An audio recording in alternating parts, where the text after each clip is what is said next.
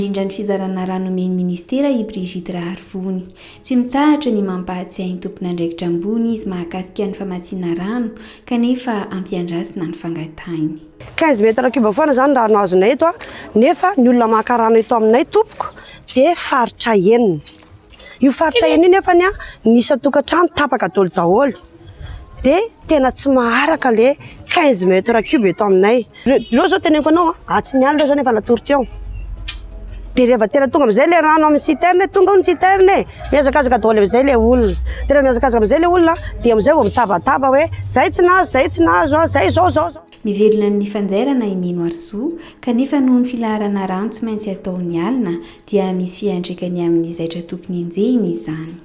Dia ny tena problème aminay izay miasa tena dia izay nefa mitsapa rano foana amin'ny ala dia lasa tsy ampy torimaso dia le asanay lasa victime zany le asa. Tena victime mihitsy le asa satria reraka ianao amin'le tsy ampy torimaso ny asan'olona nefa tsy maintsy vonjena. Lasibatra ao anatin'izany koa ny mpanasa lamba. Indraindray andro tsy mandeha mihitsy ny ranonay dia matory eto zany izay amin'ny alina.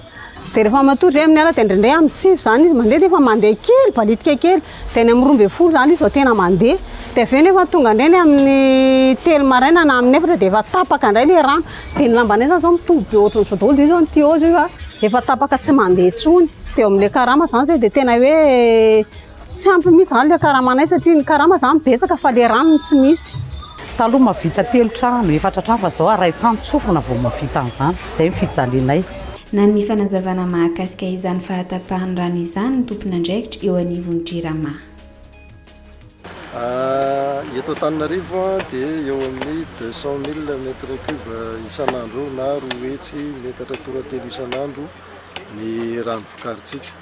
Io rano vokatra eto Antananarivo raha oharina amin'ny filan'ny mponina dia mbola tsy ampy any amin'ny ray hetsy metatra toratelo any 100,000 mètres cubes. Zay zany dia vao afaka hoe hisitraka araka amin'ny tokony ho izy ny famatsiana rano fisotro madio ny mponina Antananarivo.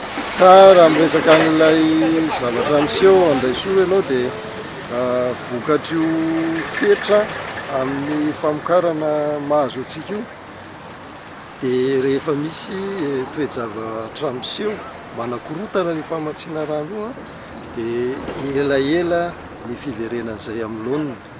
Tamin'ny faran'ny herinandro tsika dia misy fahatapahana sy fikorotana ny famatsiana herinaratra izay misy fiantraika amin'ny vantana amin'ny famokarana rano.